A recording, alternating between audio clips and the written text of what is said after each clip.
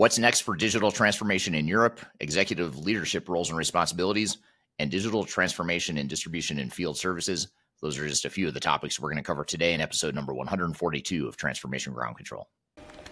This is Transformation Ground Control, your source for all things business, technology, strategy, and change. If you're growing your business, leading change within your organization, or undertaking any sort of operational or technology change initiative, this podcast is for you. This show covers what you need to know about digital transformation, organizational change, operational improvement, and business growth. 5, 4, 3, 2, 1. And now, here's your host, Eric Kimberling.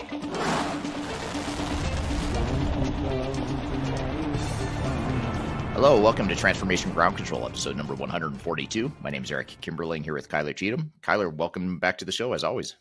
Thanks for having me. Excited to be here today. Excited to have you. Excited to have the audience here. And this is the weekly podcast that has everything to do with digital transformation. You can find new episodes every Wednesday by going to transformationgroundcontrol.com. Wherever you prefer to listen or watch, you can find those formats all at transformationgroundcontrol.com. So be sure to check it out there. We've got a great show planned for you today. I'm excited for some first-time guests. We've got a couple first-time guests on the show here today. But before we get to those guests, we're going to open up the segment with some audience questions. We're going to take those questions and answer those recent questions we've received on social media. And then we're also going to get into a couple of hot topics and trending topics in the digital transformation space. We'll talk about what's next for digital transformation in Europe. And then we'll also talk about, is digital transformation a redundant concept? So stick around for that. That'll be in the opening segment. And then later in the show, we'll have executive leadership roles and responsibilities that we're going to talk through with Julie Williamson, who's a first-time guest on the show. And she's a managing partner at a company called Karrikins Group, which does a lot of leadership alignment type of stuff. And I'll let her describe what that stuff is in more detail when she comes on the show. But we'll have Julie on later to talk about executive leadership roles and responsibilities and what executive teams should expect and how they should lead change and how you can manage up to help executives understand what their role should be. So that'll be a great conversation we'll have later today. And then last but not least, Kyler is going to have a discussion with Jeff Nelson from the Third Stage Consulting Group team, who's going to be on talking about digital transformation in distribution and field services. So we're excited to have Jeff on the show later as well. So all that being said, let's jump into some of the questions you've got for us from your questions jar from the audience here, Kyler. Absolutely. Well, the question jar, just in full transparency, will not make an appearance today because we have some longer questions. So I have them here and pulled up from our audience, which had some great questions this week. If you don't know about our Q&A session here on Ground Control, you can tag Eric or myself on any of our platforms, both Eric's channel and our Third Stage Consulting brand channels. We have anything from LinkedIn to TikTok to YouTube. So if you tag one of us or ask a question, our team goes in there and compiles those for our Ground Control user questions episode. So let's get into it. So this is a great question from one of your YouTube videos that talks about the truth about SAP S/4HANA implementations. And this user says, always easy to point out the problems in the industry, but in my experience, the problems are not always external to the customer. I'm interested to hear about how you deal with problems that are outside your control as a business. Yeah, that's a great point and question. I mean, I think first of all, the person makes a really good point, a valid point that anytime there's a digital transformation challenge or failure, or a series of challenges and failures, it is easy to point fingers because there's so much blame to go around. It oftentimes is something to do with the vendors and what they're contributing to the challenges. The outside system integrators and implementers oftentimes have a role in that. And of course, you as an organization or the implementing organization oftentimes will have things that they're doing to contribute to the failure as well. So I think the key is really not to think of it as assigning blame or pointing fingers necessarily, but to really understand that there's a lot of stuff that goes wrong in these sorts of projects. And it's important to understand what the root cause is and to really, address and attack those accordingly. And recognizing that you have multiple parties involved in making a project successful or troubled. And so you've really got to get that alignment and that common set of goals in the way you execute it as well. And what happens to this question if some considerations are outside of your circle of influence, such as socioeconomic, such as supply chain issues, those types of different things that you might not be able to control? How do you navigate that as someone that's going through a digital transformation project? Great question and great point. In that, first I'd say you don't manage the project the same way when you have those different challenges. So in other words, you want to adjust your overall strategy and plan and roadmap to accommodate or to account for the fact that you have those issues. So a good example would be in today's economy, the way the economy is for a lot of the world right now, there's labor shortages in terms of not having enough staff to be able to support a digital transformation internally. And so you have one of two options. You can say, okay, well, the vendor has proposed the super aggressive implementation timeframe that might be appropriate if we had a full staff of people on the bench that could support the project, but we don't. So what are we going to do? Are we going to just pretend that we could still do it anyway with less people? Or do we say, let's right size that plan and that strategy to account for the fact that we have limited staff? And that's okay. You don't have to go at a breakneck speed. You could slow down the project and go at a pace that makes more sense. And so I think it's just making sure that your strategy and your plan is aligned with the realities of whatever you're dealing with. In this case, in this example, it's labor shortages, but there's a million other examples I could give you. But you just need to accommodate and make sure you adjust the plan to accommodate for those things. Absolutely. That agile mentality and meaning flexibility in your project is absolutely paramount and many different reasons. So one other question that talked about life after ERP systems in some of your short videos, and they said, we have to keep in mind that sometimes best of breed might also present bigger cybersecurity threats due to too many systems and potential leaks. How do you ensure in the evaluation stage of your project that you've addressed these potential risks? Yeah, that's a great comment. I actually saw that one come through recently, just a few days ago, and I thought it was a great point. So I'm glad you bring it up here. It is a consideration, and I don't think in that video that the person commented on, I don't think I mentioned this point. So I'm glad it's coming up, because when you have this best of breed environment, even if it's a better functional fit and it's giving you more of what you need from a business process and workflow perspective, which is really important, don't get me wrong, but even when you do have that, what ends up happening is now you've exposed more, there's more opportunities now and more potential vulnerabilities for potential cyber attacks, and not just outside cyber attacks, but you think about something like, let's just say I'm implementing let's assume I've implemented an ERP system and you're in the finance group, Kyler, and I've really locked down your access so that you don't have the opportunity to create a vendor and pay a vendor. Because theoretically, if I let you have access to both, you could have employees that create a vendor called Kyler Cheatham, and I'm going to pay Kyler Cheatham $1 million. And I'm going to do that all myself. And Sounds great. Sounds like a great idea. Oh, yeah. And we've actually seen companies where that's happened. We've had clients in the past where that has happened. So let's just say you tighten that down in your ERP system, but then you implement some other sort of finance system where you have access to different types of data and different abilities and security profiles in that third-party system or that bolt on to the core ERP system. Now suddenly I've created a vulnerability, not just for an outside hacker to potentially attack, but also internal employees too. So you really have to look at how security is set up for your employees across multiple systems if you have a best of breed environment, but also you have to make sure that you've tightened up the cybersecurity and recognize that each system you bolt on or add to your mix is another point of potential attack for a cybersecurity a hacker or whatever. So you just need to make sure that you treat each of those systems equally in terms of how you address security issues, and you don't just focus on your core system, because now you've got these bolt-ons that could create problems as well. Sure. And oftentimes engaging that independent third party that has been through that before, or that has experience in that only kind of has your business goals in mind, can be really helpful. I know I even asked our team that does that professionally on a day-to-day basis, when we had to add an application for us to administer our recent digital stratosphere event in a virtual environment. We need to add an application that gave certain users admin privileges that we really had to think through, does this make sense and is this going to be confusing?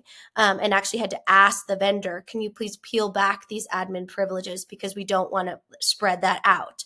And it wasn't because there was any, nefarious actors in there, but to your point, it was an opportunity for us to create openings in our cybersecurity strategy that we didn't want to do because we take that very seriously. And some of our team, that has experience with that can come in and kind of help guide you through that because you don't know what you don't know, right? Yeah, that is something that's really important and is worth thinking through. And I think the first step is really just to understand and recognize that it's a risk that needs to be addressed. And then from there, you can sort of treat or address how you want to handle cybersecurity in each of those different systems that you might be deploying. But that's a great example of kind of a real life recent example that we've experienced amongst our own team. Yeah, absolutely. And one comment I want to share here, which I always, love to hear this, it talks about, I was like, yes, I need to read this book. And then I looked at my Kindle and it turns out I already bought the book a month ago and I haven't had time to get to it yet. LOL, it's a sign. So just a reminder that Eric did just release a new book last month. If you haven't read it yet, it's called The Final Countdown, and you can get it on our website or thefinalcountdown.com, as well as searching The Final Countdown on Amazon. So congrats on those kudos, and we hope you enjoyed the book. And hopefully you enjoy the book. I'll be curious to hear the feedback from it. I know it's always fun to hear, especially when we see users post about it, because we have, we get to be able to grow that conversation and grow our overall missions. So my last question I'm going to go into here that is kind of system specific. And I'm going to broaden it and revise it just a little bit. But basically, this is on your case study of the U.S. Air Force transformation failure, which if you haven't seen that one, I would definitely head over to Eric's YouTube channel, as it's one of our top performing, most popular videos. But specifically, this question talks about needing an aerospace and defense system. And it says how difficult it is when you're in a niche industry to find a system that meets all your needs without customization. How do you recommend balancing customized for a niche industry with making sure that we're still able to maintain the system in an independent way? Great question. And, you mentioned our Stratosphere event a moment ago, and it just triggered a thought that one of our speakers, Walker Reynolds, who's also been on this podcast in the past, talked about how Tesla is, obviously the electric car company, the highly successful electric car company, has created their own ERP system and custom developed system, that sort of thing, recognizing that technology is a competitive advantage for them. And the reason I bring them up is because it's not just government entities or a military entity like the case of the U.S. Army.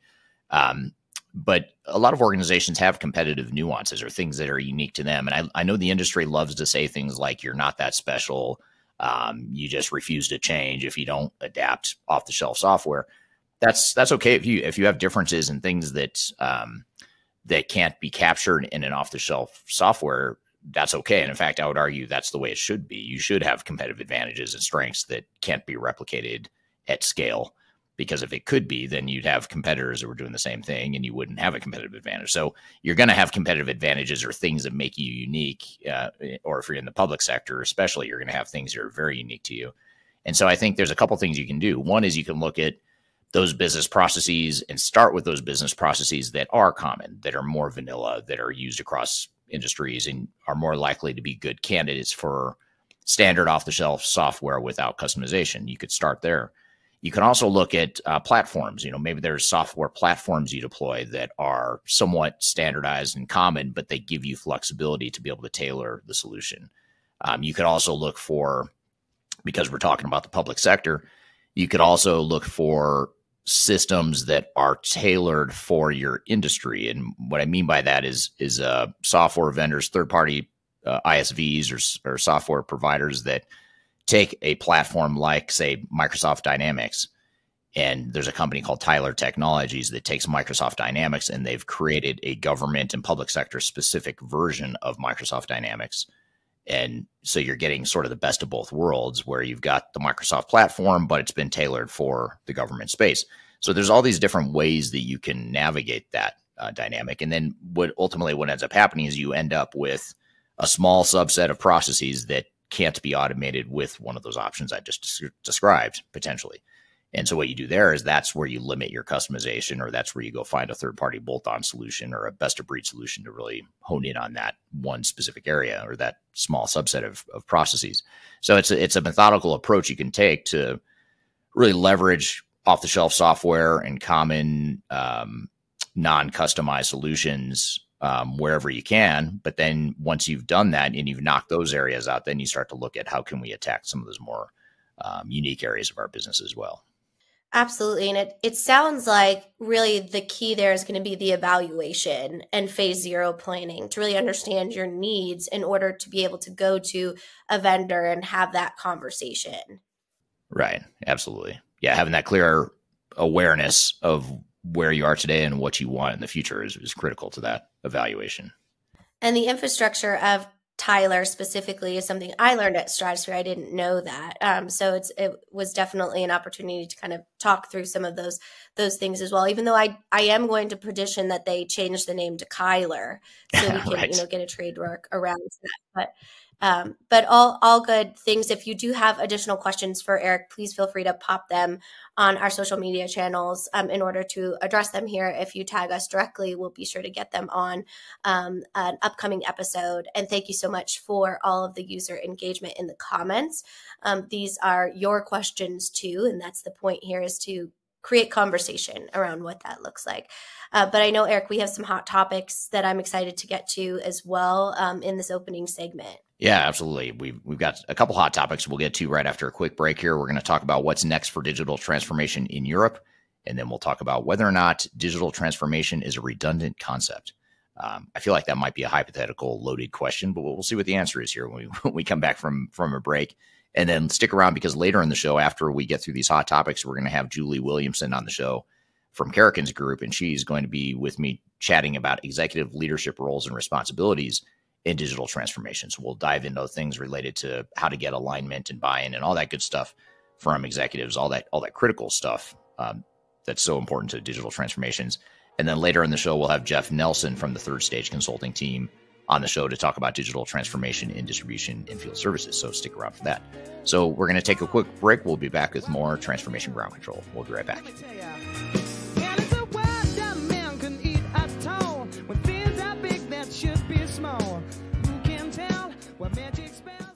I'm excited to share our newly released 2024 Digital Enterprise Operations Report. This free download is available on the Third Stage website at thirdstage-consulting.com. This report is truly packed full of technology-independent and agnostic insights for your project to ensure that you're strategically optimized for success. Download your copy today with the QR code in front of me, or visit our website for more details.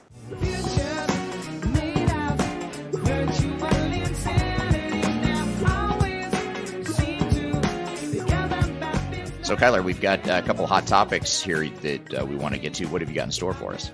Absolutely. Well, first I want to go into kind of this concept of, is digital transformation redundant? And in the industry, we like to kind of shame the word digital transformation because it can be, kind of a non-focused area, and it can mean something different for each organization. So this is a little bit of clickbait, this article, but I think it makes some good points that I kind of want to dig into.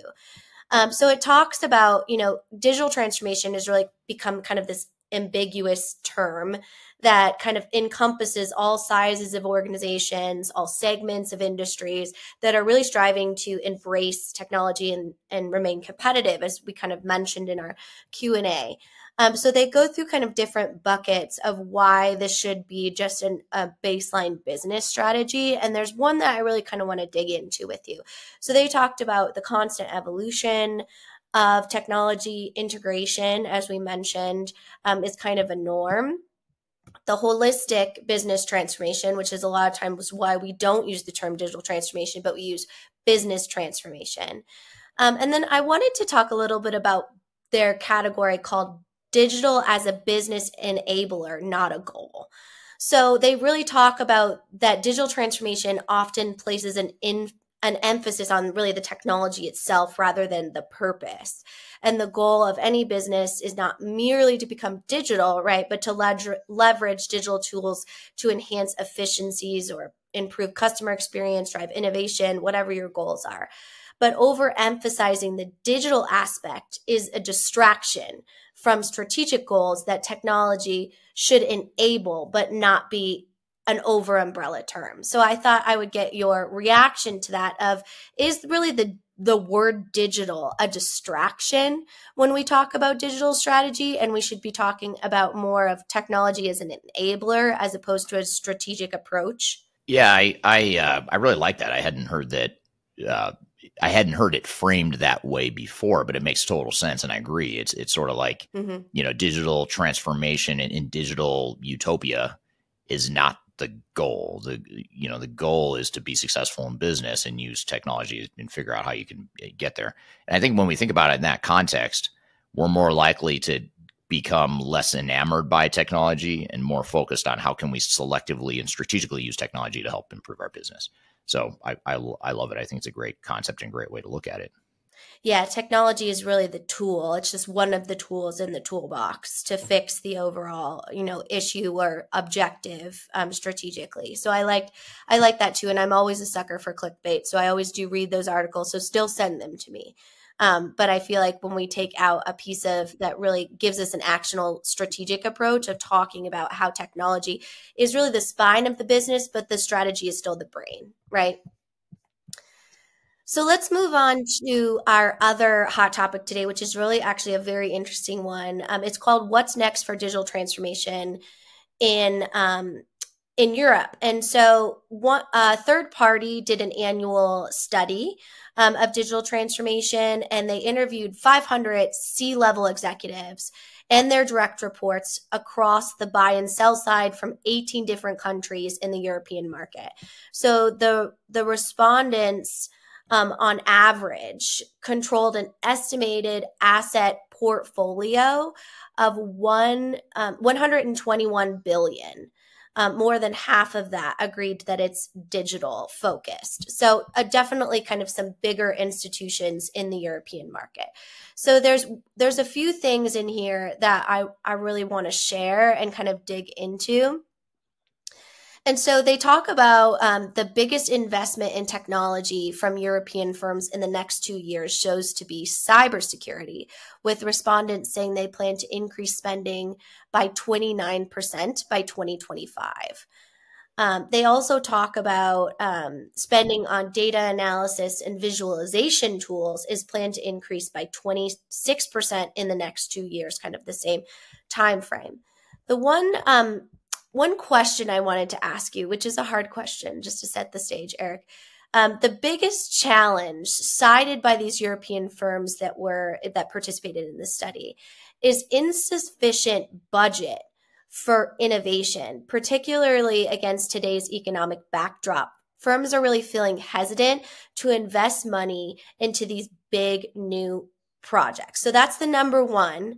And number two is the challenge of resistance to change or gaining buy-in. So I thought I'd give you those two challenges to kind of unpack or react to and kind of give some scenarios or some insight as to how you might address those. Yeah.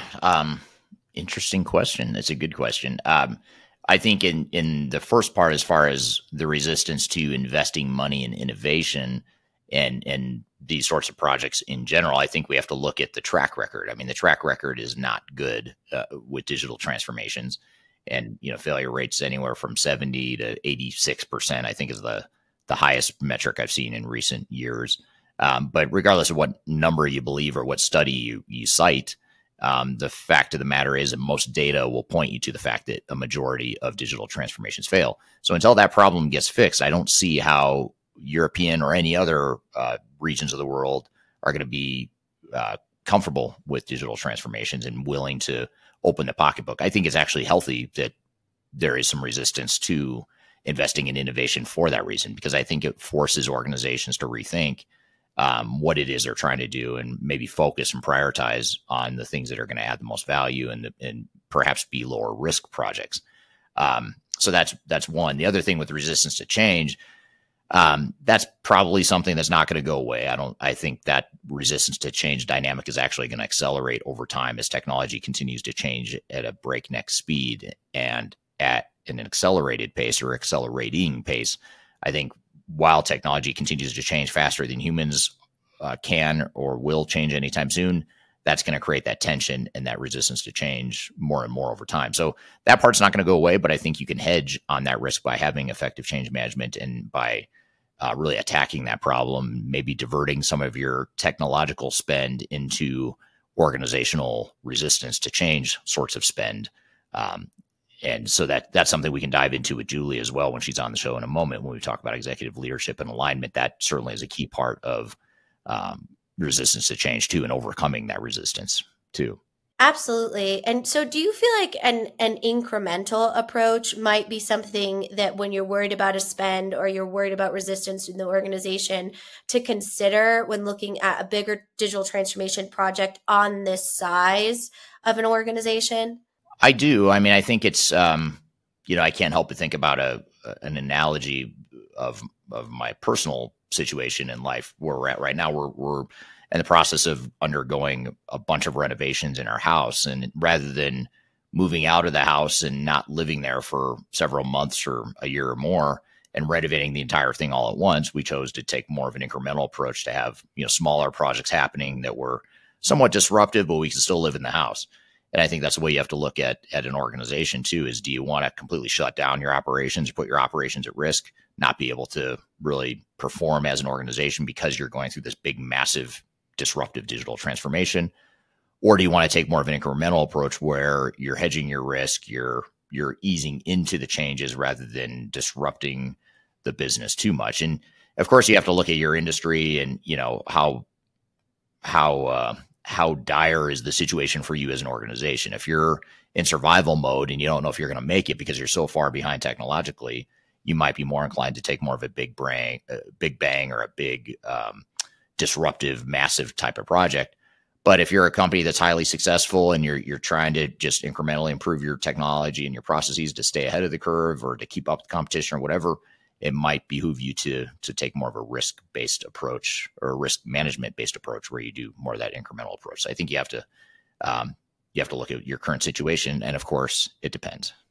I was just about to say, so it sounds like you're saying it depends. But what I'm really trying to say is it depends. That's the short answer. It depends. It depends. But knowing your identity is really going to be the key there, knowing your capabilities. And I know that really all starts with the executive team, which is why I kind of wanted to queue up some of these for your conversation with Julie.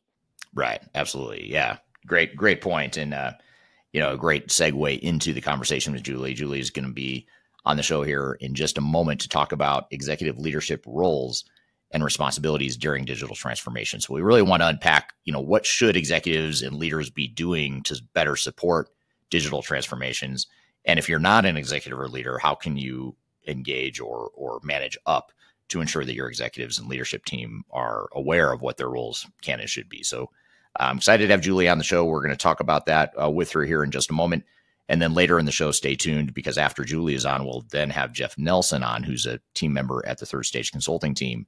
He's going to be on with you, Kyler, to talk about digital transformation in distribution and field services. So we're excited for that conversation as well. So we're going to take a quick break. We'll be right back with more Transformation Ground Control.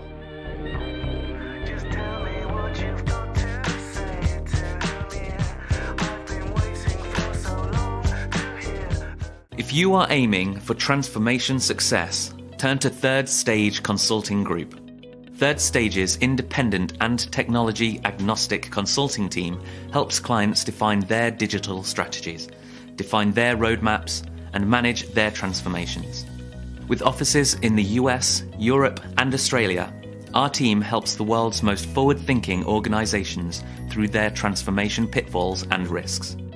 If you are embarking on a digital transformation or business change initiative, contact Third Stage Consulting to see how we can help you reach the third stage of transformation success. Learn more about us and download independent reports, videos, and other best practices at thirdstageconsulting.com.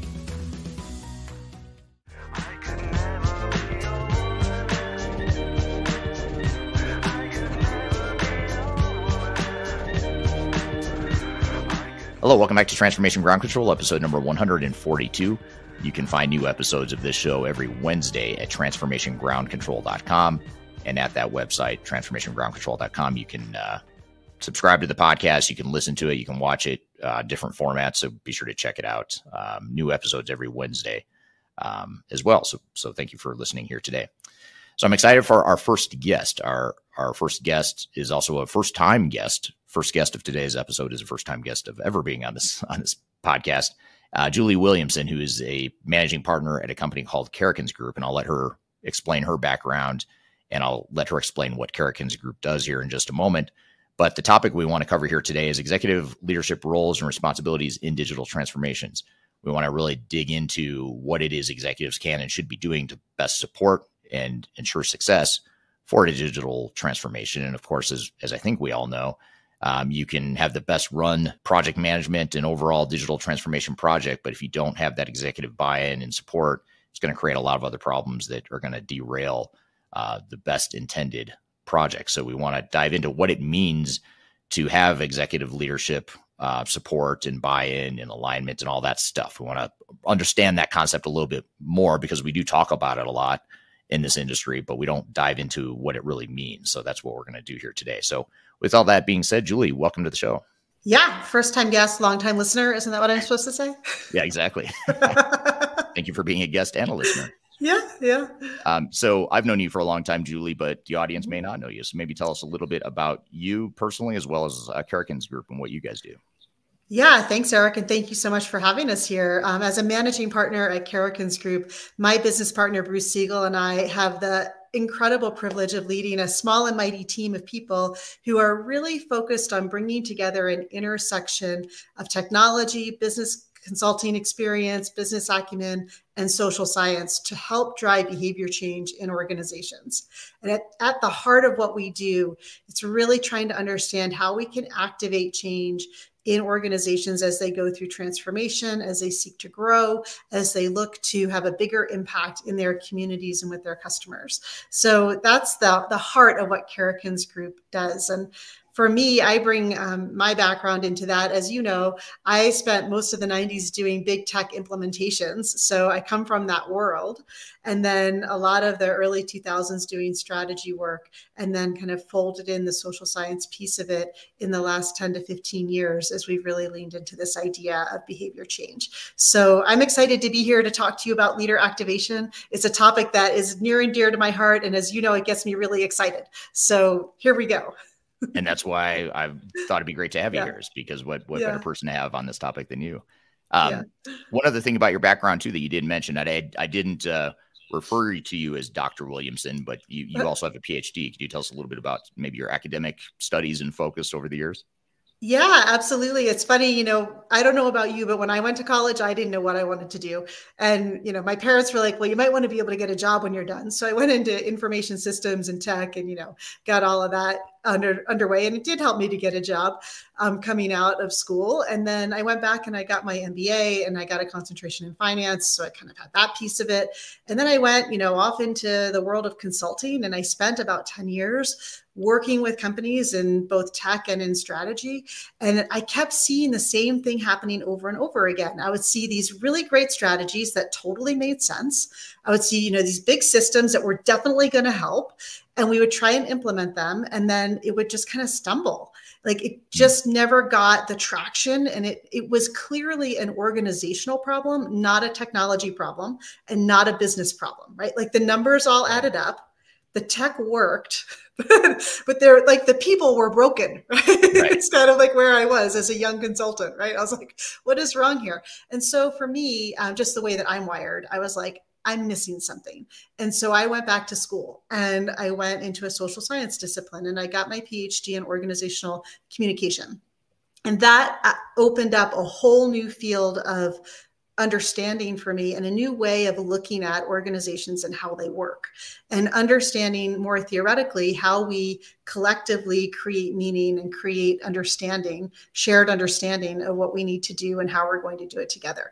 And so I try to infuse all of the work that we do at Karrikins Group with that lens of how do people actually work together to achieve common goals. And that for me has been so rewarding and such a great addition for me in terms of the work that I do, and being able to bring that lens into how do we help organizations really move the needle on growth and transformation. Yeah. Yeah. That's super fascinating. And I've always been fascinated by that dynamic as well. That dynamic of the tech works, but it doesn't work. It's working technically, but it's not working for the organization or for the people. And so that's really what we want to dive into here today. Yeah. So when we talk about change management, though, all the stuff you just mentioned and all the curiosity that you were diving into as part of your PhD and throughout your work experience as well, it all sort of starts with, or should start with, executive alignment. When you think about change management, one of the first things, if not the first thing you need, is that executive buy-in and support. So let's start there with the real basics and the fundamentals of executive buy-in and support. What does that mean to you, and why is it important to a digital transformation?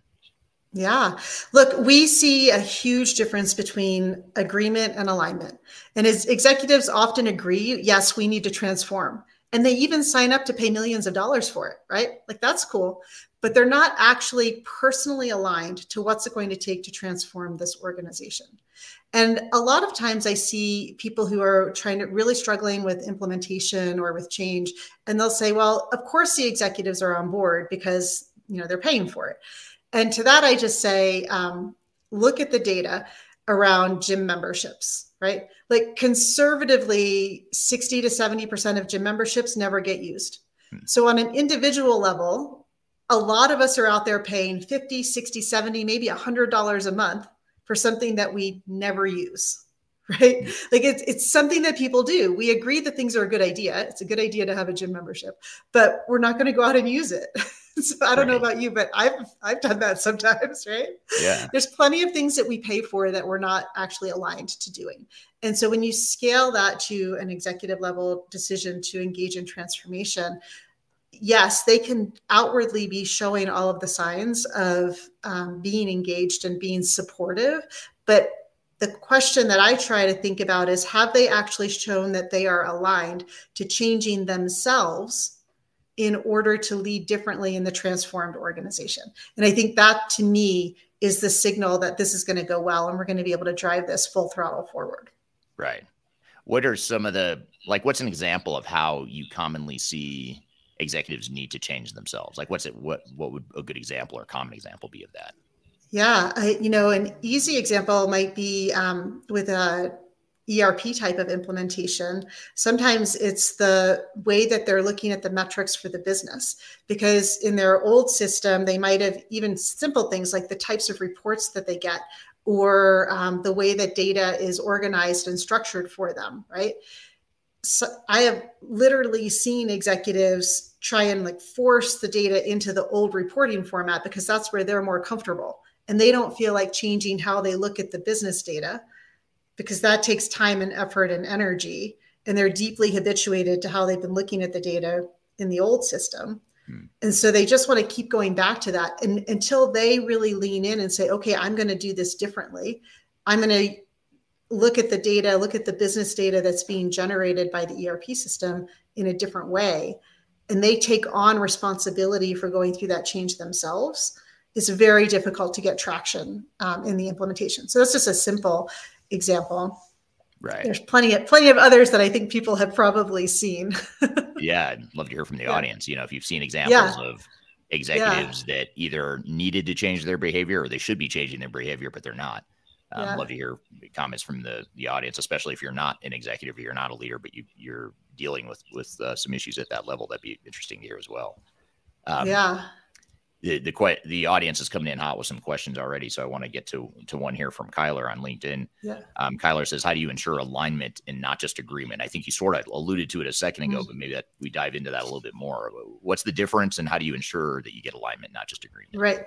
Yeah. In the first place, I will just say that, especially if you're trying to manage up, right? Like, if you are in a situation where your leadership team, you feel like they agree, but they have not aligned themselves, it does require a different toolkit than what people use for change management. So change management toolkits are amazing for getting users, especially people who have to have their hands on the keyboard and using different systems, to do things differently. We've got great tools and resources for communication, for training, for gamification, for all of these different ways to get people engaged and excited. But that's usually not what the senior leadership team needs to really move into alignment around the change. What you need to drive alignment is a couple of things. One is to recognize that it's not one and done. You have to keep coming back to the leaders and make sure that they are changing their behaviors. And we call it starting with self, that they're willing to start with self and to say, I need to change how I lead in order for the transformation to be successful. And until leaders are visibly taking ownership and starting with self and changing how they lead, they're not in alignment. They're just agreeing that other people should change. And, we see this all the time. Eric, you and I were talking about it a couple of days ago, right? People are like, I'm happy for all of my people to change and to use this new system, but I'm not planning to change myself, right? People love to change other people. They don't really love to change themselves. Good for you.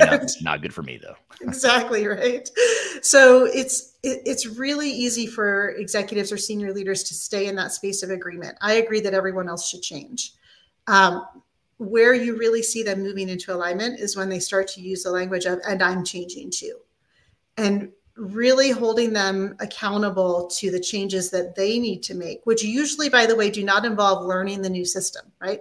Like they don't usually need to learn how to, actually use the system themselves, because they might not be at that place, but they're at a place where they use what comes out of the system. But really helping them to get articulate and clear about how they need to lead differently is one step towards getting them into alignment around the transformation. Right. Yeah. Now, what about leadership during a transformation? And I think we're sort of dancing around this topic too, but I think it's worth going into. Is you've got the behavioral changes that need to happen that you mentioned, which is very important. You've got the alignment and the ongoing alignment that you need to have with the executive team. But what about during the transformation itself? How are executives' leadership styles typically challenged, and how do they need to rethink how they lead in general when they're going through a big digital or business transformation of any sort? Yeah, it's a great question, Eric. And I think it plays to one of the comments, which is that in the adoption of a new system, IT leaders are always criticized by users. And I think that's kind of what you see, right? Is this, like, users are like, man, I'm having to do all the old stuff and do all the new stuff and go to this training, and I'm supposed to, participate in this focus group. And I think one of the things that leaders have to be really attentive to during times of transformation is how realistic are they being about the workload that's happening at a user level, right? At the people who are actually being going through the adoption process of the new system. Those people are learning a new technical skill, like they're learning how to do things differently. And leaders at that point are going to have to figure out how to lead differently by understanding what are the expectations that they're holding users to during that time of transformation. And Eric, I'm sure you see this all the time as an implementer, right? There's like this insanity around users should be able to continue to perform at the same levels that they've always performed, and also learn a whole new system and convert everything into the new system, right? Like, and. Mm-hmm. And so when I think where leaders get criticized is because users are like, these people have no idea what they're asking us to do. Right. And so getting really gritty about what are we actually asking people to do and how do we manage that workload in a different way is part of signaling a level of alignment rather than just theoretical agreement that this is a good idea and the end state sounds lovely. Right? Alignment is how do we walk that path? Yeah. We're here with Julie Williamson talking about executive leadership roles and responsibilities during digital transformation.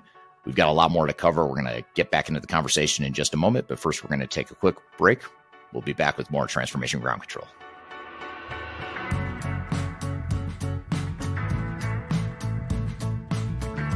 If you are involved in any sort of digital transformation or business change initiative, you will want to download the 2021 Digital Transformation Report.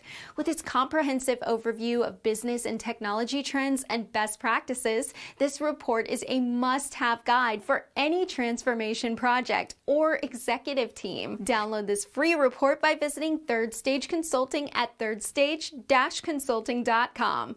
You can also visit our website to learn more about us or download independent reports, videos, and other best practices. Again, visit thirdstage-consulting.com today to learn how to take your transformation to the third stage of success. I'm gonna leave it all out there, and I'm gonna leave it all out there. Hello, welcome back to Transformation Ground Control, episode number 142. My name is Eric Kimberling here with Kyler Cheatham. You can find new episodes of this show every Wednesday at transformationgroundcontrol.com. Be sure to check it out there. That's the link or the website you can go to subscribe to the show, as well as to see the live streams of the video broadcast every Wednesday. So again, transformationgroundcontrol.com is where you can find that. And we're here in the midst of a conversation with Julie Williamson talking about executive leadership roles and responsibilities during digital transformation. Let's jump back into the conversation. An example that we commonly see nowadays, more so now than you would have seen maybe 5 or 10 years ago, is you think about AI as an example. You know, you get artificial intelligence or machine learning or some sort of emerging technology that's really a game changer for how businesses can operate in the future. And it sounds good in theory when you say, okay, we're going to automate 50% of Julie's job. Now AI or machine learning is going to or RPA, whatever it is, whatever the tech is, it's going to automate her job and it's going to be great. She's going to have so much more time on her hands to do other stuff. And we're going to be so much more efficient and effective, all this great stuff.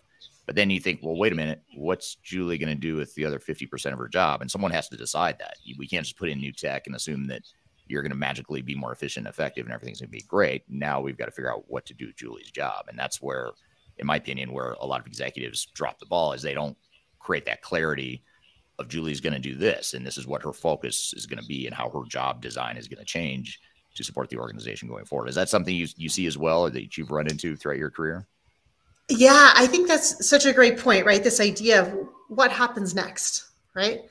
And often we're encouraging executives to be very visible about the reality that sometimes action precedes clarity. Sometimes we have to get going, and then it will become clear what comes next, right? But if executives aren't engaged in that conversation on a regular basis and helping to see what comes next for those users and what happens with that other 50% of the time, and how do we make that effective and interesting and engaging for people, then people lose faith in the executive team and they'll say, well, they're just totally disconnected. They have no idea what's going on, right? And the other thing is that 50% that theoretically you're supposed to be able to gain, that gets filled up really, really quickly, right? And often executives don't even know what it's getting filled up with. And so that's an area where I think leaders can continue to demonstrate visible engagement in the transformation by talking with people and having those conversations about what's filling up your time, like what else is coming into the pipeline that we didn't expect or that we didn't even know about? Or is it simply that you're doing more of maintenance work that we didn't anticipate with the automation of the system, right? Like all of these different questions. But when leaders aren't curious and they're not leaning into trying to understand that as it becomes clear, then they get very quickly disconnected. And that's when users get really frustrated. And they're like, like nobody really understands what's actually happening. How many times have you heard that from a user, right? Leaders don't know what's actually happening. Right. And that's because they've become disconnected, because again, they're in agreement. They think it's a great idea, but they're not walking the walk with their users. Right. Great point. Yeah. And then, another thing or another dynamic that's common in transformations or any sort of time of change, whether it's a digital transformation or business transformation, is that, teams can get demoralized. They can suffer from change fatigue. They can just get tired. You lose morale and you get exhausted as a team sometimes when you're changing a lot or going through significant changes. What are some of the ways that you've seen executives, or let me rephrase the question. What are some of the strategies that you think executives should be employing more to keep their teams energized and to help navigate that whole change fatigue dynamic that we often see? Yeah. It's such a great question. I think one of the places where I see that fatigue happening, and especially and the frustration kind of starting to bubble over. And I think there was one comment in here. Let me just see if I can find it real quick. Yeah. I think executives have so much going on. They forget they approved the thing, right? Whatever it is that we're doing. I think that's such a great comment, because what that does, and Eric, we've talked about this, is it puts people on this crazy roller coaster of a cycle from a user perspective, right? The people that are deep in the organization that are basically coming in every day and dealing with the effort of transformation. And then there's a leadership team that gets all excited about it. And then their attention wanes and they go off and do other things. And then all of a sudden they get all excited about it again. And they're asking questions like, well, why aren't we further along? And how come this hasn't happened? And what's wrong with that? And why is this still broken? And the people who are, in the trenches are like, dude, we've been doing this, we're working our butts off every single day. Where have you been? Right. And that is often, it's that whiplash effect that often creates that just utter fatigue for people. They're like, I can't go on this roller coaster ride one more time with these executives, because just because it's suddenly important to them doesn't mean it hasn't been important to us for the last 6 months. Right. And so like that spike in energy and attention and focus takes people on this crazy roller coaster ride that they don't, and they're just like, what do you mean? You don't understand why this is still not working. Like, we've been working so hard on it. So I think for executives or leaders who are involved in transformation, being really attentive to how they're energetically engaging and trying to keep that consistent rather than spiky, it goes a long way for the people in their organizations to say, okay, it might kind of like ramp up periodically. Like as a leader, you can say, hey, we're coming into a board meeting next month. I'm going to need to say something like, let's get our act together. Right. But if you've been consistently involved at a medium level of energy, let's call it, right, then people can manage that little spike. But if you're like high level and then you crater and you're off doing other more important things, and then you kind of like come back into it, that's when people kind of lose their minds, right? They're like, this feels terrible. And so for leaders, I would love to see them be more consistent in how they show up and how they're energetically engaged, and asking contextually appropriate questions, asking things that indicate that they know what's going on and they appreciate the effort that's happening. Like, how do they personally stay engaged in that? And that's not sponsorship, right? That's not funding. That's not like signing off on the invoice. That's not sending people to training. That's being personally committed and engaged energetically to the work that's happening in the organization. Yeah. Yeah. It's a great point. And really well said the way you just said that, because, so often, and I know you've seen this too, where you're in a project and you're dealing with the executive team and they give the green light to do a project. They sign the checks. Maybe they do an all employee email that they send out saying how important this project is. Maybe they do it in all hands meeting to the whole company. And then they sort of fall off the face of the earth. You don't see them again or hear from them again until, there's a board meeting or some major milestone.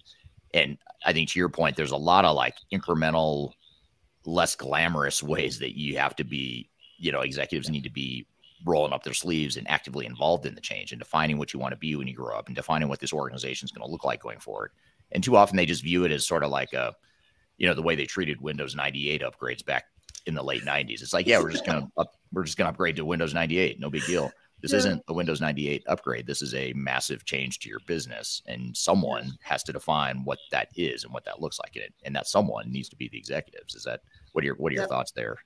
Yeah, I think that's exactly spot on. And it is not work that you can outsource to other people, right? You have to do it yourself. To go back to the gym metaphor, you can't have, pay for a trainer and then not show up for your trainer appointments and expect the trainer to do, the push-ups for you, right? Like, you actually have to show up and do them yourself.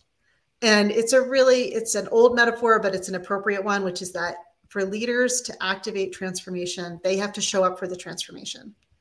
And that means they have to carve time out of their very busy days so that they are doing actively engaged and visible in the transformation efforts that are happening in their organization. And I'll go back to the point that they have to figure out how they need to lead differently. And when we think about that, it's not just individual leaders, but also the leadership team. So we look at the mindsets, the group dynamics, as well as the organizational factors that are driving leader behaviors. And how do you make those visible? And how do you figure out which ones need to change? Right. And I think that for us is where the real richness is when we start to get leaders to identify the specific mindsets that they bring to their leadership that might need to be different in a transformed organization, the group dynamics that they have across the leadership team about who always makes their numbers, who wins, what does good look like for leaders, like all of these things. We start to really get to the heart of how do you help leaders to activate the transformation.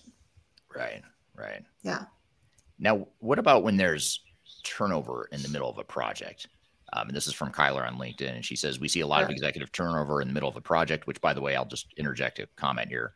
I think this dynamic is increasing and accelerating. I think there's more turmoil in organizations in general, but then introducing fast-pacing or fast-changing and disruptive technologies is creating disruption to organizations, which oftentimes leads to more executive turnover. So we see a lot of executive turnover in the middle of the project, which can completely derail a project.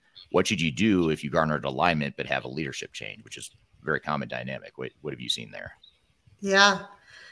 Yeah, that's such a great question, Kyler. So thank you for that. It is true. There's a lot of turnover at the executive level in all areas of business and in all roles, actually, not just the CIO or CTO or CEO, but across the executive suite. And it is a really challenging time. I think if there is a major transformation going on, it does depend a little bit on where you are in the transformation process. If you're very early on, that new executive may want to put a stop to things and say, I need to like wrap my arms around what's happening here. And so there's work to do to get them kind of sold on the transformation effort and the investment and what's happening.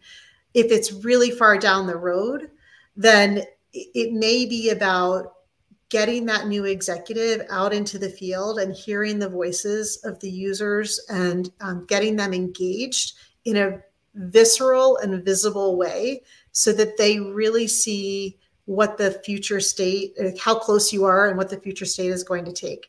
I think sometimes we miss that opportunity with new executives to get them grounded in both what has historically been the reality and what the future vision looks like. And they need to be able to connect those dots, even if they're new. Right. And so that often, by the way, like I've seen these, I see these executives come into new roles and they have like a stack of paper this high, but virtual now. So it's all digital, but they've got a stack of emails that goes on for days with all sorts of data and great information. They need that, but they also need to hear stories, right? They need to hear something that helps them put it in context. And so I would say, don't miss the opportunity to give these new leaders, these new executives access to the narrative, right? What's actually happening in the field with the users and tell those stories as effectively as possible. You need data. You also need stories in order to be able to have a full understanding of the context that you're coming into. And I think if you can do that with a new leader, then you start to drive alignment to the vision of the future much more quickly. Right. Yeah, makes total sense. What about sort of backing up, moving away from the turnover and the turmoil that's caused by executive turnover? If we back up and look to the beginning of a transformation when there's an evaluation happening and we haven't even really committed to a transformation necessarily yet, or at the very least, we don't know what technology or technologies we're going to be deploying, but we know we need to evaluate our options. What should the leader's involvement be in that evaluation before the transformation? And this question is from Nima on LinkedIn. Yeah, thanks, Nima.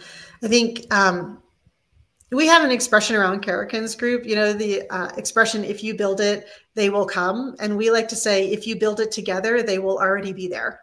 Right.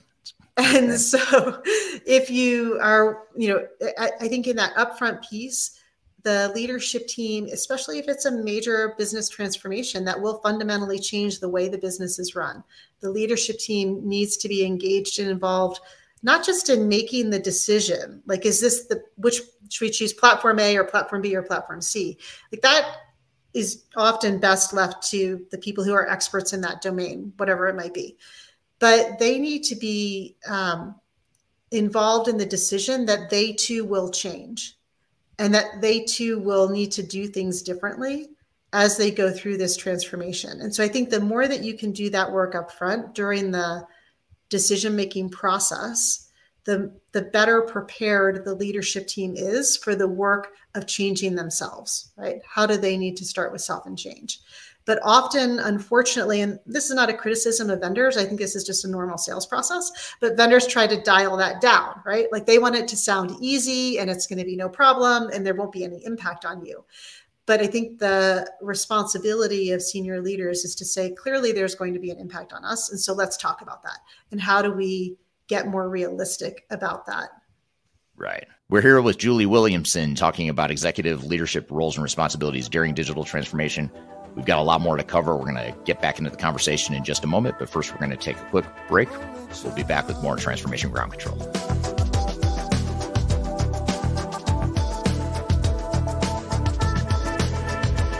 If you are aiming for transformation success, turn to Third Stage Consulting Group. Third Stage's independent and technology agnostic consulting team helps clients define their digital strategies, define their roadmaps, and manage their transformations. With offices in the US, Europe, and Australia, our team helps the world's most forward-thinking organizations through their transformation pitfalls and risks. If you are embarking on a digital transformation or business change initiative, contact Third Stage Consulting to see how we can help you reach the third stage of transformation success. Learn more about us and download independent reports, videos, and other best practices at thirdstage-consulting.com. But we're never gonna survive unless we get a little crazy. Hello, welcome back to Transformation Ground Control, episode number 142. My name is Eric Kimberling here with Kyler Cheatham. You can find new episodes of this show every Wednesday at transformationgroundcontrol.com. Be sure to check it out there. That's the link or the website you can go to subscribe to the show, as well as to see the live streams of the video broadcast every Wednesday. So again, transformationgroundcontrol.com is where you can find that.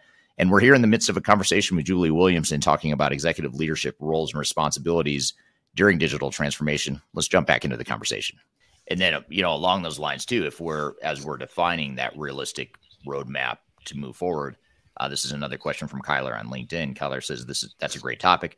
What happens when leadership has biases towards an emerging technology or a specific system? So on one hand, let's assume you've got some sort of alignment, but there's a bias that maybe, isn't best for the business, or there's a blind spot amongst the executive team. Yes, they're aligned, but they've got this big blind spot of what those expectations might be that you're just referring to. How do you navigate that dynamic?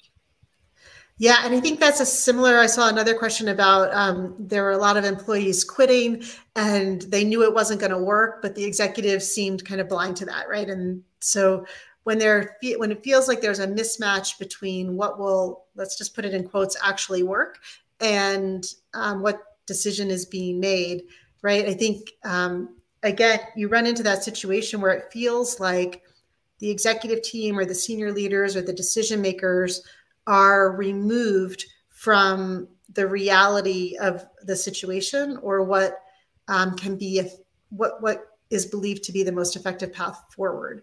And so if there's to Kyler's question, if there's a bias, and I'm sure, Eric, you see this in the work that you do because you're technology agnostic, right? Like you work with lots of different vendors and you see the full spectrum of what can and can't work in different situations.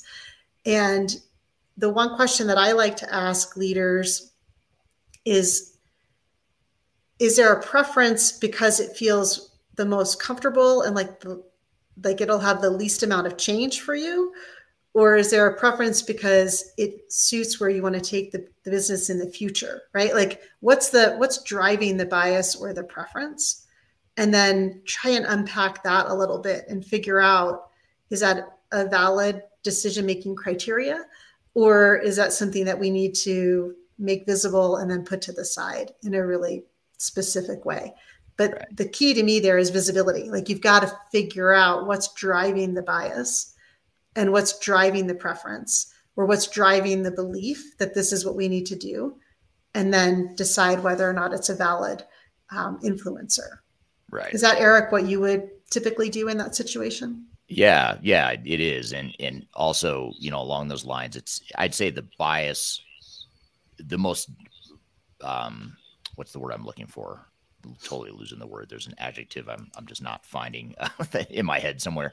But the more damaging bias, I guess you'd say, the more common bias is not so much like, hey, we want to go implement SAP and I've got a bias for SAP or Microsoft or whatever. It's not the specific type of technology. It's usually more of a bias towards what you were mentioning a moment ago around expectations. Like, what is this transformation really going to look like? And one thing executives that I've seen that they fall prey to very commonly is the vendor sales messaging and the marketing messaging, because it all sounds so good. Like, it's like, that's exactly what I want. I want that easy button. And I want that technology that has pre-configured industry best practices and an accelerated implementation timeframe. It's going to mitigate risk. It's going to minimize costs. It sounds awesome. And as an executive, more commonly, I'm more likely to fall into that trap because I don't know. I'm not I'm not on the front lines doing this stuff every day. And so I think that bias is really the more common one that we see. It's not so much like I'm biased towards a technology, but rather I'm biased towards an unrealistic way of doing a transformation. Yeah. And, I think it's so fascinating. It's such a great point that there is no easy button, right? I'm always telling executive teams this, like, it is going to be hard. And so we think of this, like this stat that 80% of digital transformations fail. Yeah, in part because of unrealistic expectations, right? Like, people think, well, it should be easy, or people just have to start, flip the switch. We'll just flip the switch. And again, I'll go back to, if you are transforming your business, it will require leaders to lead differently. Like, that to me is an inescapable fact. If you are going to continue to lead the business in the same way as you always have, then you have failed to transform your business. So transformation is not just getting a new system up and running. It's thinking about, how do we lead this business in a very different way? And I saw a question about whose responsibility is it to make sure that leaders are doing that, right? Well, it does start with the CEO or the president or the most senior leader, acknowledging that, I need to do things differently. And as leaders, we need to do things differently. And here's the challenge, though. What you need to do to lead differently, that's not the same thing as users needing to learn a new system or a new process, right? Mm-hmm. And so that's why, again, I'll go back to the importance of change management for the majority of the people in the organization who need to be taken on a change journey. But that's a very different set of tools than what it takes to help an executive team to stay aligned to the transformation and to how they need to lead differently. And that's the enduring question that, by the way, Karrikins Group is built to ask, right? That's why built to answer. That's why I'm so passionate about it, because it is different than, making sure that they're pushing out communications and that they're sending people to training and that they're doing all of their sponsorship jobs, right? They should do that. But there is another body of work that says we as a leadership team have to come together and figure out how we lead this transformed organization differently. And answering that question, I believe, or failing to answer that question, holds back transformation, but answering it accelerates the success of transformations in all different ways, whether it's a technology transformation or an organizational redesign or a sales transformation or whatever it might be. Answering that question, I think, is a massive accelerator for transformations. Yeah, absolutely. Yeah. And one thing, one word of advice that, I can share with the audience just from my personal experience, and I'd be curious to see what you think of this, Julie, but I've told this story a million times on this podcast before, but I'll tell it again because it's relevant here. And that is that when I first met my wife, at the time she had 2 kids, right? They were 2 and 5 years old, and we ended up getting married, obviously. And I quickly realized, wait, I'm going to be a dad too, right? So I need to figure out like how to be a parent, because I had no idea what I was doing. And some might argue I still have no idea what I'm doing. But 12 years ago, when we first met and got engaged and everything, I went and bought the book Love and Logic. And it's a book. It's basically child psychology, and it's about how to raise kids and how to give them choices and options. Mm-hmm. So rather than having a authoritarian style of parenting, where they're more likely to push back and rebel as they get older. You give them choices. And obviously the psychology is that you give them choices that are acceptable to you, or you give them one really bad choice that obviously they're not going to want, and you give them the choice that you want and that's more appealing to them. So the reason I bring all this up is I learned a lot about parenting through that book, but I also found that it's highly effective with executives too. Not that you need to treat executives like children necessarily, but it gets back to the basics of human psychology of, okay, you want the easy button. Okay, you can have the easy button, but here's what it's going to look like. Here's what the outcome's going to look like if you go the easy button route. Or you could go the path that you're describing, that you're advocating. I think you and I are both advocating in this conversation, which is it's hard work. You got to roll up your sleeves. You've got to be involved, engaged, all that stuff.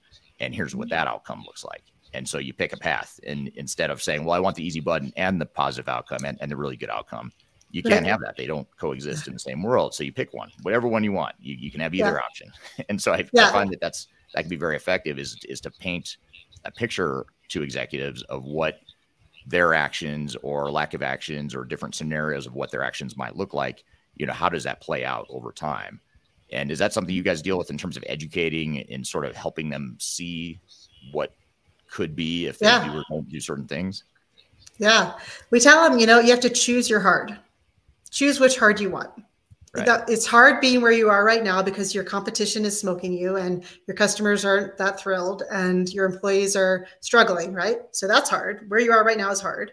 And transforming is going to be hard. So which hard do you want? Like there is no easy option, right? Like, so we don't even put the easy button on the table, right? Like if you want to keep going the direction that you're going, that's going to be tricky. Or you go through this transformation and you get where you need to go, knowing that for a period of time, it's going to get really hard, but then it's going to get better. Right. And so how do you lean into that?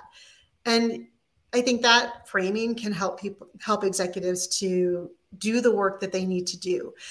And then, you know, I always tell leadership teams, and you've heard me say this before as well, Eric, organizations cannot transform while leaders are busy doing far more important things. Right?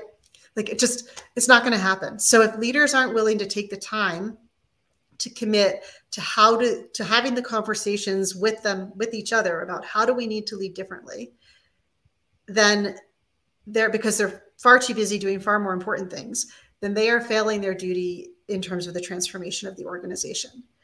And that's a tough message for leadership teams because they do feel like they're very busy and very important and they have a lot of time pressures, and they have very big jobs and they have very important things that they need to do.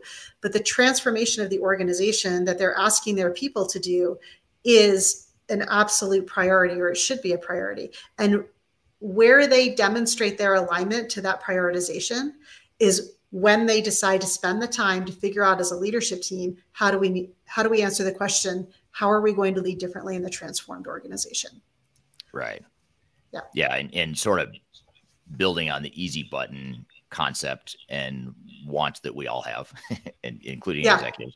This is from Kyler on LinkedIn. Kyler says, building on that, we often see executives saying, my company is completely ready for change. The teams will be so excited because they're so detached from reality. And the organization is in fact scared of the change. And I'll take it one step further and say that, you know, we commonly see executives that are right when they say that the team and the rest of the organization is excited for change. On the surface, they might be 100% correct that the team is excited and ready for change. But the problem is you start to peel back the onion of what change means and how people are going to be impacted. And it becomes a threat that people get scared of over time. Inevitably, it seems to always happen where they start off excited early in the project. They're, you know, the excitement level is way up here. And then as you get into the details of the change, it starts to drop off. And then in many cases, people start to push back, or at the very least, they aren't supporting the change because now they're uncertain of what their future holds for them in this new transformation world that we're going to go through. So how do you deal with that? I mean, how have you seen organizations deal with that in the past? Yeah, I think it's funny from a social science perspective, right? It makes a lot of sense. As long as it's conceptual, it sounds great. But when it comes to like, okay, I've got to wake up and do something different, now it's hard, right? And so I think the closer it gets to impacting you personally, the higher the anxiety level goes. And that's where change management tools really come into play, right? Like, how do we bring people on that journey? How do we have consistent communication? How do we get them into training at the right time? All of those things. I think, though, most people in most organizations, if you've been in the workforce for a minute, you've been on a failed transformation effort, right? You have watched your leadership team get all excited about something, and you've taken on all the extra work and tried to make it happen, only to have the leadership team get distracted by something else, or decide that it's not the right direction, or lose interest, or whatever, or have a change out in leadership team. And now suddenly you're heading in a different direction, right? And I think, when we think about what generates excitement for people and how people can buy into things, one of the things that we know works really well is when leaders share their own stories, right? And being authentic and being willing to say, I know we've asked you to go on this ride before. And, we know that there has been previous experiences where we've lost sight of the end goal, or we haven't fully committed to the transformation, or whatever that might be. And here's how this is going to be different. And here's what you can look for. Here are the signals you can look for to know that we're still fully committed. And we're going to keep showing up, right? The more that leaders can be out in front of that fear that we're going to buy in, and we're going to get all excited, and then you're going to let us down as a leadership team, right? That's where people get really anxious, is when they perceive that leader energy and attention has gone elsewhere, and now the transformation is going to flop again, right? Right. And so they don't want to do that. They don't want to stay on that crazy train, right? And so they opt out. But the more that leaders can get ahead of that and stay, again, visibly, actively engaged in how they're changing, not just how they expect other people to change, the more people can stay confident that leaders are still there, that they're still present, that they're having that really consistent energy level around the transformation, rather than juicing it and then dropping it, and then juicing it and then dropping it. And then people just get exhausted with that. Right. We're here with Julie Williamson talking about executive leadership roles and responsibilities during digital transformation. We've got a lot more to cover. We're going to get back into the conversation in just a moment, but first we're going to take a quick break. We'll be back with more Transformation Ground Control. Could you whisper in my ear the things you want to feel? I'll give you anything. Interested in working for a company that truly values your unique skills and experience? Here at Third Stage, we don't hire based on resumes alone. We look at the full candidate, experience, and willingness to provide excellent service for our clients. Within a technology, independent, and agnostic consulting firm, you have the opportunity to learn across industries with a diverse group of clients. Our consultants also have the opportunity to diversify their portfolio and learn across technology systems. If you're interested in joining a high-growth entrepreneurial organization, please reach out to us at work@thirdstage-consulting.com. Anything you ever dreamed to be complete. Yes, I have enough. That's all. Hello, welcome back to Transformation Ground Control, episode number 142. My name is Eric Kimberling, here with Kyler Cheatham. You can find new episodes of this show every Wednesday at transformationgroundcontrol.com. Be sure to check it out there. That's the link or the website you can go to subscribe to the show, as well as to see the live streams of the video broadcast every Wednesday. So again, transformationgroundcontrol.com is where you can find that. And we're here in the midst of a conversation with Julie Williamson talking about executive leadership roles and responsibilities during digital transformation. Let's jump back into the conversation. Now, what about this dynamic, which I imagine you've probably seen in your career, but this is from Varun on LinkedIn. Varun says, I've seen people turn passive aggressive, which can derail the transformation. Change management is a critical component, and timely alignment with executive leaders is a key. What are your thoughts on that comment? Yeah, Varun, that passive aggressive behavior, I've definitely seen it, Eric. I'm sure you have as well. Yeah, right. In plenty of times. And I agree with you. That's where change management tools can really be very powerful. They can help bring that to the surface and make it visible. It does take leadership alignment and leadership engagement, I think, to push through that passive aggressive behavior and be willing to, executives sometimes have to make very hard decisions if they really want to transform the organization. I'll give you a great example that I've seen plenty of times. Eric, how many sales transformations have you seen? like dozens. I mean, dozens. Yeah. Focused on sales. So many. Yeah. So many. Right. And inevitably in a sales transformation, there can be a situation where you have a rainmaker, right? Someone who's such a great salesperson and they're just like, nope, I'm opting out of this. Like, I'm going to keep doing what I'm doing. And I'm just going to keep, making my numbers. And as long as I make my numbers, I don't have to change. And that's that passive aggressive behavior, right? They're like, oh, nominally it's a good idea, but don't get in my way. Right. Right. Sometimes it's not even passive, right? Sometimes it's just sometimes like full on. Yeah. Sometimes it's just full on aggressive. So, when you see that situation, the only way to manage that is for an executive sometimes to be willing to make some really hard choices about that individual or how that person is showing up. And they might be a really valued colleague or really valued resource. They might be a really important part of your revenue puzzle, right? But the way in which executives help the change management team to deal with that situation is a really visible symbol to the rest of the organization about how serious they are about the transformation. Because if you believe in the transformation effort and in the future state being better than the current state, then that means that everybody, even your rainmakers, have to go along for the ride. And so those kinds of examples, I think, are really important to look for. And how do you create visibility around those passive aggressive or aggressive aggressive behaviors and make sure that executives are involved and engaged in helping to move forward with them and not just leave it up to the change management team to try and figure out. Yeah. Yeah. Well, you bring up a really interesting point, because I think that during transformations, we often assume that the highest performing people and those A-team players are going to be the most supportive. They're the ones that are most on board, and they're going to be sort of our change agents and our faces of change and all that stuff. And that may be true, and that may be a possibility and a good thing to shoot for. But what ends up happening in a lot of, especially in like highly manual work environments where there's not a lot of automation, and we're thriving through heroics and tribal knowledge, and it's the stuff in my head that's making me successful, and it's the stuff that I do to overcome these crappy systems I have. That's what's making me successful. And so those heroics create this false sense of, because I'm such a team player and I'm such a high performer, I'm probably going to be on board with the change more than others, and I'm probably going to be a good change agent or a face of change.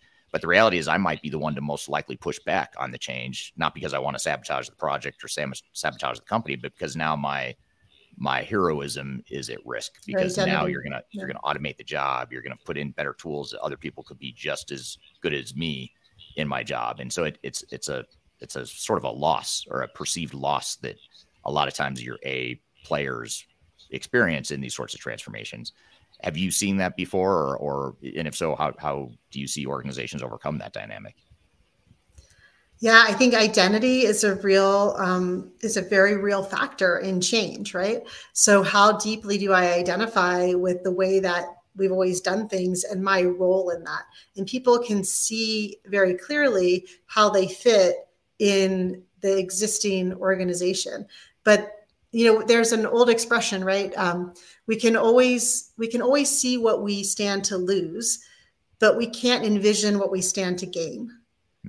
It's very difficult to envision what you stand to gain. And so I think there is a sense of loss that comes with transformation. And there is a sense of concern around, where do I fit in, and what's my role, and how do I contribute in the transformed organization? Most people, they want to grow and they want to contribute, right? Like, those are two really fundamental things that people want to do in an organizational structure. And they know how to do that in the existing system, even if it's a bad system. Right. And they don't know how to do that in the transformed system. And so, again, I'll go back to something I said earlier. Action precedes clarity in these cases, right? Sometimes you have to just start moving there so that you can start to see the future. But the role of change management often is to help people bridge that space between the old and the new, and to get them to take the actions that they need to take to create the clarity about where they fit in. You can create clarity about what's the new process and what's the data entry, or what's the manual process that you're going to do that'll be automated. But it's the clarity about, where do I fit in, and how do I continue to be a valued part of this group, that I think is the the sticking point for a lot of people in those situations that you've described. Right. And so leaders can play a role in that by sharing their own story about how is it confusing for them about where they fit in the future.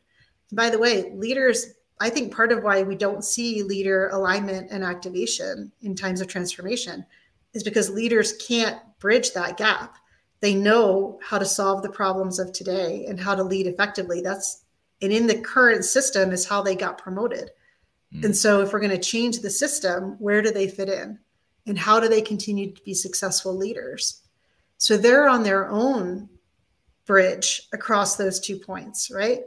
And the more that they can share that, like find the more that we can help them to, again, make visible those mindsets, those group dynamics that they're struggling to change, and help them to articulate that in an effective way, then they can start to really lead the way for others to do the same. Right. But it's a challenging thing. Like I said, there is no easy button. There's only hard or hard. Right. You have to choose between those two hards. Yeah. Which one do you want and which one you're willing to support? Here's another really interesting point from Kyler on LinkedIn. Sometimes aggressive resistance is the best kind because you can see it and then you know what to do at that point. But it's the quiet resistance that is deadly to a project. And I could not agree more with that. It's that more subtle, like I'm not full on sabotaging the project. I'm not full on being difficult, but I'm not super excited about it either. And I'm not really supporting it as much as I could. It's that sort of middle ground that seems to be the hardest to detect and to address. Would you agree with that? And if so, what are some strategies to overcome that dynamic? I totally agree with that. I think I'm always happy when somebody says, I do not agree with this. I'm not going to do it. You're like, okay, I can work with that. Right. Right. Here's the funny thing is we like to sometimes kind of point fingers at people like the doers in the organization that are in that space. And again, from a Karrikins group perspective, we see that behavior from a leadership space. And it is often, at a senior leadership level, they're like, well, give me a call when it's done. Right. There's like that kind of attitude. Right. And I think that's being able to make that visible. We talk about making the invisible visible. And whether it's with, someone who's in a mid-level or doer level in the organization who is exhibiting that kind of quiet resistance or not exhibiting it and you have to discover it, or it's at a leadership level, visibility is the key, right? Like you have to bring it out of the dark and into the light. You have to be able to give words to it. You have to be able to give shape to it. And I'll go back to something I talked about earlier, which is the power of storytelling, right? Being able to have not just the data, because data is one important tool, but being able to give examples and show, kind of talk in stories around here's the situation and here's where we're seeing this quiet resistance. And here's the kind of attitude or the belief structure that people are bringing into it. That can start to make that more visible and more manageable. So I would really encourage people to lean into that idea of what are the stories that help make this example visible and accessible to people, rather than just going after data that you can hammer people with. Right, right. And here's a question from William on YouTube, which is sort of along the same lines here. But William asked the question of, when you're working with executives who have low respect among employees and difficulty getting buy-in, do you try to solve historical cultural issues out front or just move forward with your plan? And I love this question because it's, back to your point, it's not an easy answer and there's no easy path forward. But what do you do here in this case? William, that's when, like you go unlock the safe and you pull out your magic fairy dust and you throw it out. You're just like, this will fix it. No, it's such a great question, William. And you're right. It is so hard when you have an executive who's already kind of broken faith with the employee population, or they've been on the roller coaster before, and they have maybe the executive has a reputation for being flighty, like shiny object syndrome or whatever. And I do believe that it is important to get ahead of those cultural norms, right? Those like deeply held beliefs about how this organization manages transformation. And by the way, I've seen from a social science perspective, it's fascinating. These stories permeate generations in an organization. So you can have an organization where they had a failed transformation 10 years ago, and 50% of the employee population wasn't there when that happened. But they'll tell you, oh, the reason we're not good at transformation is because, yeah, fairy dust is underrated. The reason they're not good at transformation is because 10 years ago, we tried that and it didn't work. And you're like, you weren't even here. How do you know that story? It's because stories replicate through time, right? People keep telling the same stories over and over again. And so you have to get to what are the organizational stories or beliefs about transformation and even about this CEO or this leadership team, right? What are the stories people keep telling? And then how do we start to deconstruct those stories? Instead of how do we convince people that this time is going to be different, right? So I do believe, William, that there is value in understanding those cultural norms and those stories that are being replicated about the leadership team. Sometimes it's just like the ambiguous leader, right? Like, but what are those beliefs that are out there and how do we give voice to them? And then how do we start to reshape those narratives in an effective way? And that can be much more effective than just trying to convince people through, great marketing that this time is going to be different. Right. Yeah, very, very well put. And that's a great question. So I guess just to summarize as sort of a capstone question here, let's say I'm part of an organization that is struggling with getting the organizational buy-in and support I need, and or I'm not getting the alignment I need from the executive team and mid-level management all the way, down which trickles down the organization.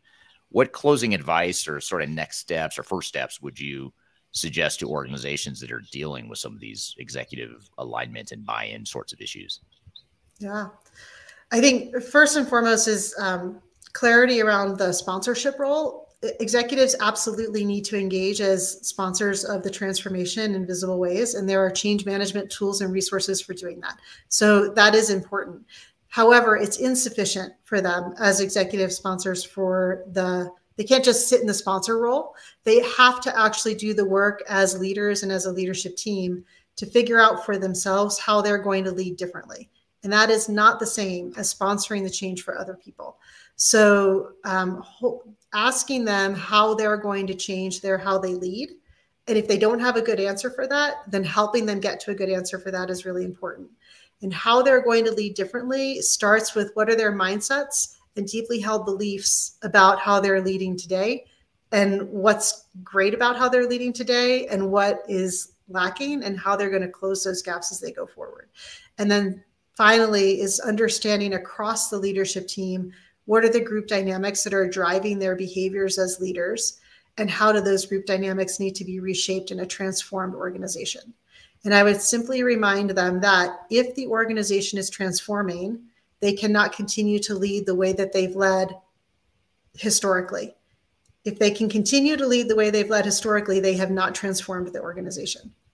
Right. So I think that, getting that message across to them is a really important step in this process. And like I said, I understand that it is a different set of tools and it is a different methodology, leader activation, than change management. Change management is a very specific discipline. And this idea of how do we activate leaders around it requires having different kinds of conversations with a different group of people. And so I would just say, don't try and point your change management tools at executive leaders. It likely will not work. Right. Good point.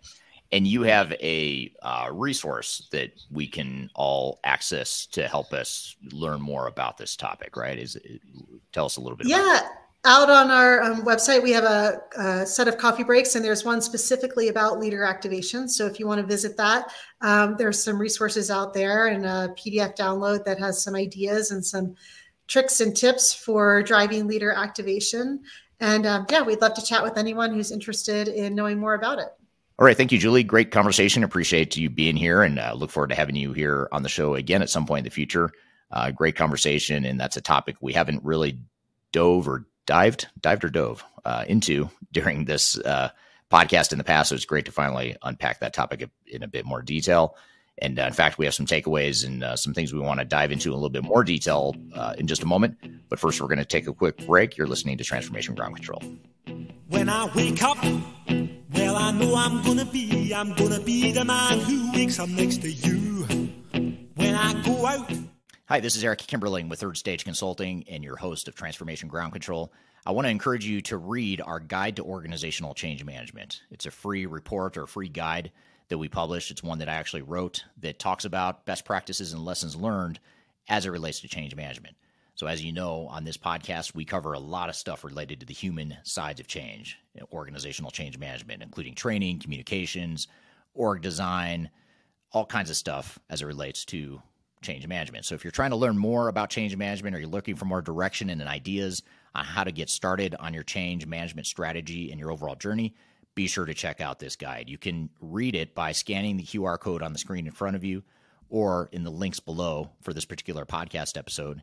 You can find a link to take you to the page that will allow you to register to go ahead and download that and read it for free. So be sure to check it out. It's the Guide to Organizational Change Management, written by yours truly. I hope you enjoy it. Let me know what you think, and hope you enjoy the rest of this episode.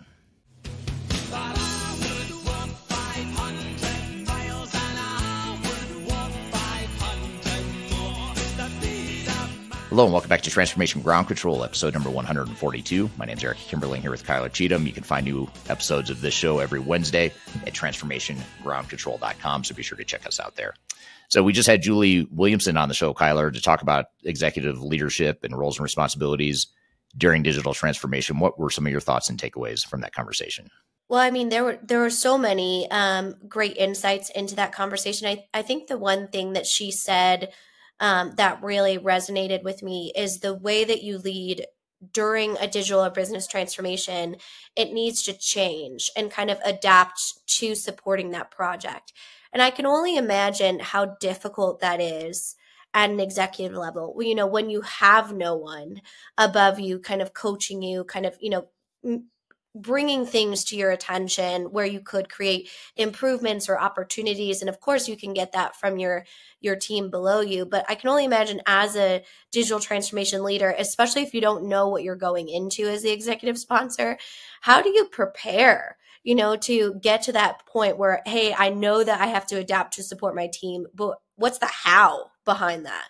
Yeah, well, you know, I think a lot of it's just understanding. I mean, that was a big part of why I was excited to have Julie on the show, is because a lot of times we talk about executive buy-in and alignment and support and all that stuff. And executives think that, okay, well, you know, I signed the check, I approved the project, I sent out an email to all the employees, so therefore I'm supporting the project and we're all aligned. And there's, you know, alignment and support is a lot more nuanced than that. And so I think helping executives understand what it means and why it's so important and what the consequences are of not doing those things, I think that's really the most important first step, is to create that awareness. Yeah, that's all great insight from both you, Eric and Julie. And I wonder if we could turn to the audience quickly to just pop in the comments. What's the most important thing an executive sponsor can do for you to support a business transformation or a digital implementation project? I'd really be interested to hear that and even aggregate it for some of our thought leadership materials so we could kind of share what our community thinks from their overall experience, since we do have such a diverse network here. But I think that that's so important. And I love the Field of Dreams reference. And for those of you that had not grown up on the Fields of Dreams like I have, it's if they build it, they will come. And the understanding of kind of the want behind that and the motivation of they're already there, but how do you ensure that they're engaging with kind of those user adoption strategies, or understand how it will benefit their roles and responsibilities in the company? And to me, that all kind of really comes down to an effective comms plan. And I know I was kind of going back and forth with some of our great comments in the chat, but my analytical brain goes to like, oh, that all sounds so good, but how do you ensure that the alignment is not only in the executive level, but it continues to filter and trickle down the organization? I think that can be one of the hardest parts is, it's almost like a waterfall. If the waterfall stops or gets stuck at a part, then the water's not going to fall down and kind of pool into the bigger body of water. So I wonder kind of what your thoughts are on, okay, you may have alignment, you may have agreement at the executive level, but how do you ensure that you're understanding those motivations and they're trickling down through each layer of the organization? Yeah, it's a great question, and sort of a part two or a build on to what Julie and I were chatting about, which is, we spent so much time talking about executive alignment, but we didn't talk about what next. So you get executives aligned, they're all bought in, they're supportive, they're demonstrating the right behavior, all that stuff. Well, the next step then, that is an important first step. It lays the foundation and the backdrop for the waterfall that you're talking about, but it's not going to happen unless now we move down the organization to mid-level management. And oftentimes mid-level management is the hardest to change, or the hardest to navigate change with, because they're sort of in the middle. They're caught in the crossfire between frontline employees and executives. And a lot of times when there is misalignment, they sort of get stuck in the middle of that. And that creates a certain amount of tension and resistance to change that usually is unintentional. But, you also get pretty political at the mid-level management level too, where people are protecting their turf and their fiefdoms and all that stuff. And they're suddenly going to become potentially threatened by potential integration of business processes and looking at end-to-end workflows. Now you're sort of stepping into my domain and disrupting my fiefdom when you do that, or my silo within the organization. And even though it may be better for the organization, it may be a threat to me personally. So you got to work through all that stuff. And so mid-level management, you could argue, I would love to, have asked Julie this when she was on, and maybe we'll ask her next time she's on.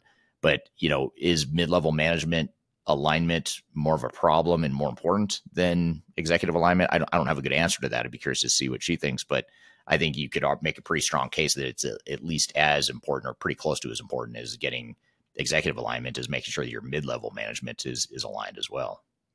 Yeah, I think it's more important. And we have a video of this on our channel if you want to kind of dig into the mid-level management on our YouTube channel for Third Stage.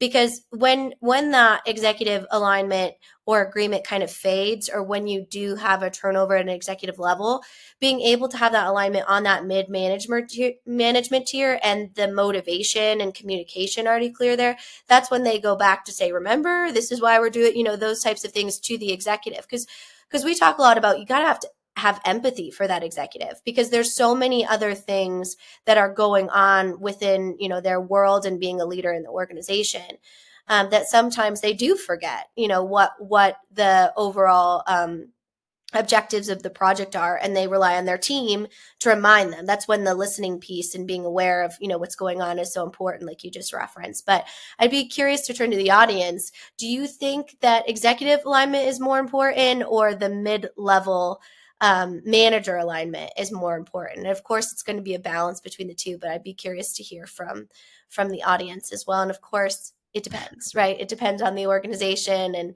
and your culture and all of those different things.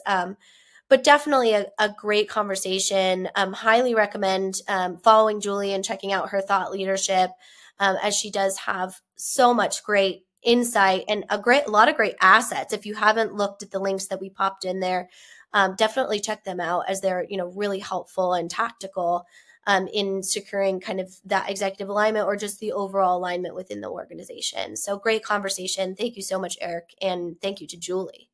Yeah. And if you check out her coffee break materials too, those are pretty cool. And they have a good way of sort of simplifying some pretty complex topics like executive alignment, and sort of boiling it down for all of us to understand in a better way. So really appreciate having her on the show, and look forward to having her on again at some point in the future. So thank you, Julie, and thank you to the audience for the great questions there too. I know, Kyler, you had a lot of questions behind the scenes during the interview, so thank you for those great questions too. That opened up a lot of interesting and good conversation too. So, well, good. Well, we're going to shift gears a bit and move away from executive leadership roles and responsibilities, although you can never really move away from it fully. But we are going to shift gears and talk about a different topic and focus on a different topic. Be curious to see if we end up somehow coming back to that, though. It seems like it always tends to come back to either change management or it depends. Those are the two givens on the show. Is you're going to end up in one of those two buckets at some point. But we're going to have Jeff Nelson on the show, who you're going to have a chance to chat with here, Kyler, to talk about digital transformation in distribution and field services. So this will be a great conversation. I look forward to this conversation. I like this topic because it is sort of a nook and cranny of the tech space that is oftentimes overlooked. But yet for a lot of organizations, field services and the overall distribution processes are, even though they're two different things, I mean, they're very much related, but a lot of organizations have pretty nuanced and unique needs in those areas. And so it'll be interesting to get into that in a little bit more detail. So we're going to take a quick break. When we come back, we'll have Jeff Nelson on the show talking with Kyler about digital transformation and field services. We'll take a quick break and then we'll be back with that conversation. You're listening to Transformation Ground Control.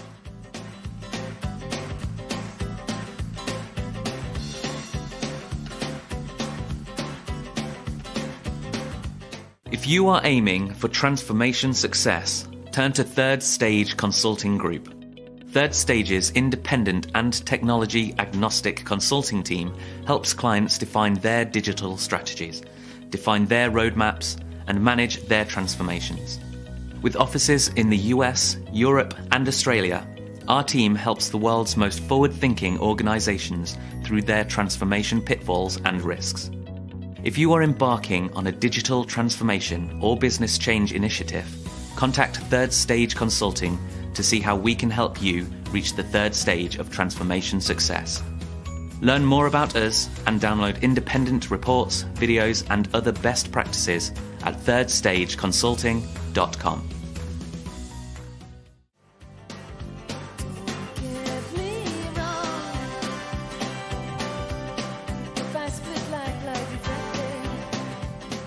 Hello and welcome back to Transformation Ground Control, episode number 142. My name is Eric Kimberly here with Kyler Cheatham. You can find new episodes of the show every Wednesday at transformationgroundcontrol.com. So be sure to check that out to subscribe and listen and watch the streams and all that good stuff, transformationgroundcontrol.com. So excited for our next guest, Jeff Nelson, who's going to be on the show to talk about distribution or digital transformation and digital, if I could talk, I could get the topic right too, but he's going to talk about digital transformation in field services and distribution as well. You're going to sit down with Jeff and chat about that. So let me hand it over to you, Kyler, to lead that conversation. Thanks so much, Eric. I'm so excited to have Jeff Nelson from the Third Stage team join us today to talk about all things field service management and part of our delivery team here. So Jeff, welcome. And thank you for joining us today. If you could just give our audience a little introduction to your background and your role here at Third Stage. Sure. So prior to joining Third Stage, I was with a field service management company that we were doing field technician work for a major e-commerce provider, right? So think if you order a television off an e-commerce site and you're offered the opportunity to have that TV delivered and installed, hung on your wall, we would do that, right? So that's just one example of many of the field services that we offered. And prior to that, I was with a company that was in the telecommunications construction space. So scheduling work crews at, I think, cell sites all over the country for either installing new technologies or working on reported problems at a cell site. So technology behind that has been something I've been interested in and always searching for the better platform for really the last 20 years of my career prior to joining Third Stage a couple of years ago. Well, it sounds like we're talking to the right person for this conversation. So thank you for taking the time to kind of take us through some of these nuances. So I think it's important when we have these conversations to understand how you define service management and field service management specifically, and it's important to the business. I know you kind of touched on how important it can be to some businesses, but really how important is it to consider that when you are looking at a new technology? Well, that's a great question. So when I think of field service, I think of two really distinct types, right? There's kind of the planned preventative maintenance. Maybe someone has a defined route servicing vending machines or doing planned maintenance on, HVAC systems or an exterminator, those kind of things versus on demand, right? Where the night before I've got all these appointment windows that my customers have been booking. I've got 50 technicians in that market, and I've got to plan the most efficient route for each one of those technicians, matching the right skill set to the right jobs at the right time with the right equipment, and take into account traffic and all those things, versus being able to say, okay, here's my preventative maintenance route for the next 6 weeks, and we can plan that out, right? So two really different types of applications there. Obviously, the on-demand one where you're running routines in the middle of the night, system to build routes, and then have technicians do those, have access to those the next morning on their handheld devices, so they can efficiently work the jobs for the day, is probably the more tech heavy one, if you will, and requires the most out of a robust optimization engine. Absolutely. So before we kind of dig into those requirements or those specific needs, we have a lot of questions, especially from our audience, of is field service considered distribution, or what's kind of the difference between those two nuances when you're considering a new system for your organization? It could be considered distribution when there's a delivery right component to it, right? Whether that's B2B or B2 residential customer. And that brings on another complexity of, okay, now I've got to pick up my delivery materials for the day, right? So I need to start my day at a warehouse, right? Maybe the truck is loaded at night and I come in that morning in my personal vehicle, hop in the truck, and then I have my day. Versus, do I take the truck home with me at night? So you've got a lot more nuances around that distribution piece of it. Absolutely. And it sounds like when you are considering that for an organization that might be heavy in distribution or heavy in field service management, there's a lot of requirement mapping that takes place. So just kind of backing up to some of the first steps when you are an industry or a specific organization that is really heavily reliant on your field service management tactics, how do you ensure that you understand them before going to review new technologies? Well, you really need to have a deep dive of all the use cases that the particular organization has. Right? I'll give an example of a complexity that, frankly, we were never really able to solve. And that was the need to do crewing or teaming, right? So if you think about, I'm a technician, or I'm a delivery and installer, and I have 10 or 15 jobs on my truck for the day to deliver and install. 2 of those jobs require 2 men or 2 people because they're heavier equipment, right? Or it's an 85-inch television and only one person can only install up to 55-inch. So for 2 of those jobs for the day, I need a second person. Well, it's not efficient to put 2 people in the truck all day when only 2 of 15 of my jobs require a second person. So now you get into, we got to meet at the job site, right? So now I've got inside of that specific customer's window, right? Without one of you having to sit around waiting for an hour for the second person to arrive. So that was a really interesting use case. And we took that to, a number of different software providers when I was in the industry. And frankly, we never got it solved. Now that's been a couple of years ago, so there might be a great answer for that out there that I'm not aware of. But that was a really unique use case that again, we never solved for. And it sounds like, based on what you're saying, understanding that and really going through each of those scenarios before you approach vendors so that you're able to have that awareness is really critical. Yeah, absolutely. I think we would have made a different buying decision when we bought our software package, knowing that they didn't have an answer for that up front, right? I don't think we understood the need very well either when we had the buying decision of the system that we did employ. And that's, absolutely pivotal, and understanding those pieces, especially in really those opportunity areas and integrating with vendors. So speaking of kind of moving towards vendors, if you are heavy in field service or field service management, what are some kind of top vendors that you should look at or consider, knowing, right, that the precursor is you need to understand your own requirements before any vendor can understand your requirements, right? Yeah, so personally, I've seen demonstrations or have insight in was a user of a system, a field service system, with Microsoft Dynamics 365 for F&O has a field service component. The NetSuite ecosystem has a number of suite partners that have field service in them that do a really good job. I've seen third parties, right? A company comes to mind called Zinnier in Northern California that had a really intriguing product, right? There's industry specific products in the energy sector, right? For, electricity crews, right? Working on down power lines after storms, right? That one doesn't come to mind. Arcos is another system that I'm familiar with, or at least have some interaction with. So they're both, big players inside of ERP systems and also niche systems as well.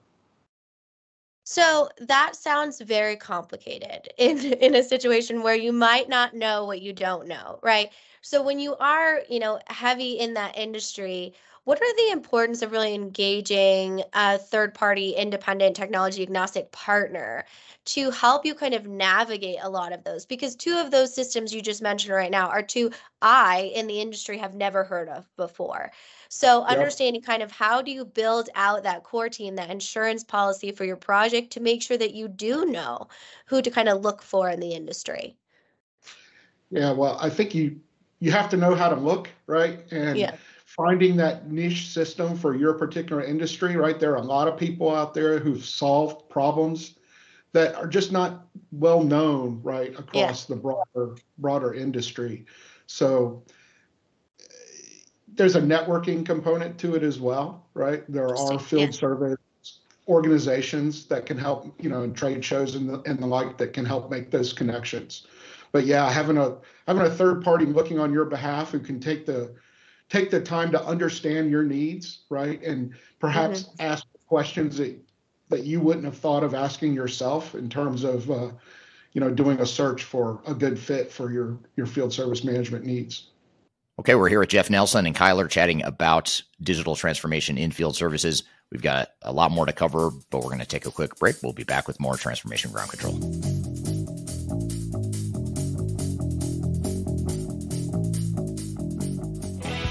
If you are aiming for transformation success, turn to Third Stage Consulting Group. Third Stage's independent and technology agnostic consulting team helps clients define their digital strategies, define their roadmaps, and manage their transformations. With offices in the US, Europe, and Australia, our team helps the world's most forward-thinking organizations through their transformation pitfalls and risks. If you are embarking on a digital transformation or business change initiative, contact Third Stage Consulting to see how we can help you reach the third stage of transformation success. Learn more about us and download independent reports, videos, and other best practices at thirdstage-consulting.com.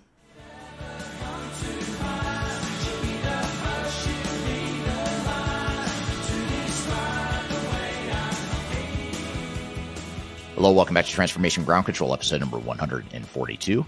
My name is Eric Kimberling here with Kyler Cheatham, and Kyler is sitting down with Jeff Nelson from the Third Stage Consulting team talking about digital transformation in field services. Let's jump back into the conversation. So when you are in an evaluation phase, you've sourced your vendors, you feel confident about that, what are some key questions that you should be asking them, knowing that my objective here is to really have full visibility into my field service management opportunities or overall data? What are some questions that you should make sure that you're asking them in the software selection and evaluation, maybe during the demos? So route planning and optimization is enormously important for a field service organization, right? The difference between getting, 5 jobs a day done per technician or per employee on average versus 5.5 could be the difference between profitability or not, right? Overall for the organization, depending on your size and scope. So to me, the optimization of a technician's day, taking into account all things considered, right? The things that often aren't are traffic flows, weather conditions. You might have a technician who says, yeah, I'm only half a mile away from this job. That makes a lot of sense. But if you don't take into account road conditions, you might realize that it's only half half a mile away, but there's a river here and the nearest bridge is 20 miles away. So no, I'm not the closest technician, right? So that would not be a good system that would start my day there. So I've seen all of those come into play, right? And being able to match the technician's work capabilities and certifications as well, right? So that to me is number one. Number two is the ability to build those schedule windows, right? So, and the tighter they are, the more important this is. If you have a client that's got a 2-hour schedule window versus the old cable company adage, we'll be there sometime on Tuesday between 8 and 5 p.m., right? That doesn't fly anymore, right? These become very tight service windows. So, and what I'm really getting at there is if you've got 100 different technicians, if you send them all to the same job, some of them are going to finish it in 30 minutes or less. Others might take 45 minutes. The new employee might take an hour and a half. So you need to be able to consider that. And that gets into an AI component as well, to where the system should be able to begin to collect statistics on individual technicians and individual geographies and know where is drive time longer, what employee works faster than others, and account for that in the software itself to really be able to optimize that day, right? You want to be able to minimize downtime, maximize uptime, minimize drive time, as much as I would say humanly possible, but this is a technology solution, so technologically machine possible. Yeah, absolutely. That's right.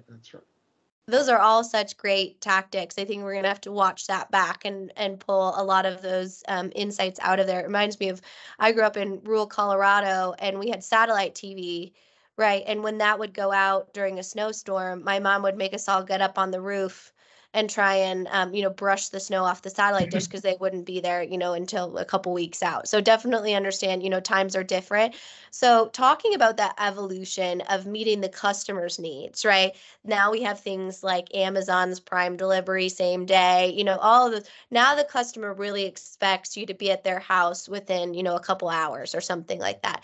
So knowing that there is optimization technologies or emerging technologies like AI to kind of meet those needs, how do you ensure that you're integrating those kind of new frontier, if you will, into enterprise technology when it comes to your field service management needs?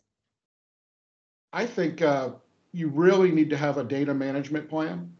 Okay. You need to be able to rely on the massive amount of data that is available to be collected from a field service operation to be able to mine that data in the future, right? As AI evolves and as that data, the larger the data set, the more insight you can get from it, right? So if you think about a day in the life of a field service employee, right? Again, whether it's a delivery person, an installer, an electrician, just many different use cases. But you think about how much data you can collect just during a day, whether it's their punches on their handheld, hey, I've arrived at a job, here's what I need to do, to here's the resolution, the pictures of my install, the customer signature, to the GPS information on my truck where I can collect and analyze traffic data and idle time, all those things we want to try to avoid. So having a data management policy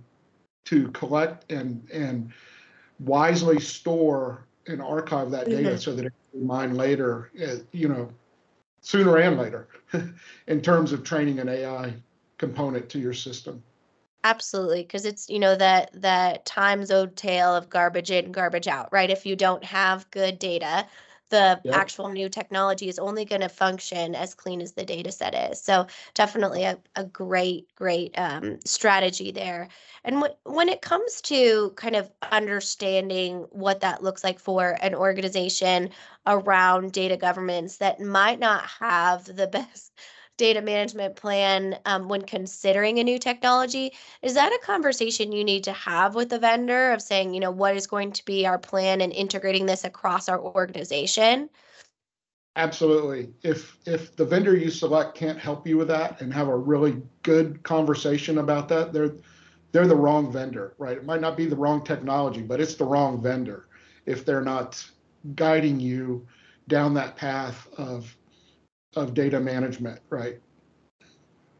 Absolutely. And when it comes to not only that data management, right, that front end work of making sure when you have a new technology, you're effectively implementing it, it's healthy, you deployed, you went live with this new technology, all is well and great. But I would assume in an industry that's so complex as field service management, there needs to be a lot of maintenance and project health checks or things like that when it comes to looking, is this still functioning properly? Because there are so many touch points. Can you talk a little bit about that? Yeah, that's a great question there. So there's so many variables, right, that you need to be considering when planning your field service management, right? And I take it back to that optimization of an employee's day, right? Optimization of their day, their time, their equipment, their vehicle, all that stuff. When it is idle, you're losing money. So what are all those variables? And that's gonna vary so much by industry and by customer type. But understanding what are all the components that go into making the decision of who to send where when, right? Some industries there might be 5 or 6 variables, others there might be 25 or 30. To define every one of those and understand them all and how those get fed into and considered by the technology is something that's going to take, quite a lot of planning, a lot of due diligence up front, and you need to be able to ask the right questions and frankly be asked the right questions by your vendor. And that's something that I could see organizations such as Third Stage, a third-party agnostic advisor, to help facilitate those conversations, right, and open up that dialogue. Because there's a lot to uncover. Every stone every stone unturned is new information that needs to be considered. And if you don't consider it, it can, one sort of crinkle in the system could bring the whole process down, or go dark in a certain area. So definitely important that you consider that and understand the whole processes. So we've talked a little bit about the processes and the importance of understanding that. We've talked we've touched on the technology. What are the different opportunities for vendors? What are some niche areas, and the implementation planning? Let's talk a little bit about the people side of it, because I'm very interested in your insight in this, because it sounds like when you have field service management, a lot of time that can be very people heavy, and understanding kind of that front end user's experience, because you could go through mapping all of this, you could find the perfect technology, but if it's not being utilized in the field, it becomes completely obsolete, I would assume. Absolutely. I mean, we've all had the experience of, you get a text that says, hey, your technician is en route to your house, he'll be there in 25 minutes, and you can follow along on the GPS. Well, that's all enabled by that employee telling the technology, I'm headed to my next job, right? So if they don't do that, you're not going to get that text, and the person's going to show up and you didn't have any forewarning, and you're still at the grocery store, so you missed the appointment, right? And now everybody's upset. It has to be so user friendly and intuitive for the employees that are using it out in the field, to enable all those really slick, cool features that we've all experienced in that example I was just describing. So, like, if it's not easy for them to report the end of their next job, where they're going next, the end of that job, and then progress through their day, then you're not going to get that benefit, right? And you're not going to get the data necessary that we were just discussing to optimize the next day, right? To be able to lean on that data from this day to optimize the future. So, in understanding the complexities around this, I would assume that things like user adoption and training really need to be considered in the pre-implementation planning. Can you talk a little bit about the importance of that strategy and ensuring that your users are actually looking forward to, engaging with the new system, and the onboarding process is streamlined? Absolutely. So you have to realize that the field service application, the technology, is going to be utilized at every level of the organization. And most importantly, one could argue, is that endpoint, right? The delivery driver, the technician, the exterminator, right? The HVAC repair person. They're going to have to be using the technology in the field effectively in order to get the full bang for your buck in terms of managing my work orders, indicating when I'm traveling to the next job, indicating when I've arrived at the next job, not only so that we can inform the customers, but also that we can track all that data so that we can use that in the future to optimize the next day and the next week and the next month's worth of activity. So you've got to get a excited and engaged workforce from day zero of your project to implement a new field service management module, to come out the other end of the implementation project with an engaged and useful and excited workforce. All right. Thank you, Kyler. Thank you, Jeff. Great conversation. And that's a topic we have not yet covered on this podcast. So glad to finally touch on that important topic. So thank you for being here today. I want to thank the audience for listening here today. We've got a lot more exciting shows coming up in the future, just like this one, but with different topics. So be sure to stick around and to stay tuned to the show next week and future weeks as well. You can find the weekly podcast every Wednesday at transformationgroundcontrol.com. You can also subscribe on Apple Music, and you can also watch for the stream every Wednesday on LinkedIn, YouTube, Facebook, and Twitter, or just go to transformationgroundcontrol.com to find all the past and current episodes of the show. So thank you, everyone, for being here today. Hope you have a great week, and we'll see you next week on Transformation Ground Control. Take care.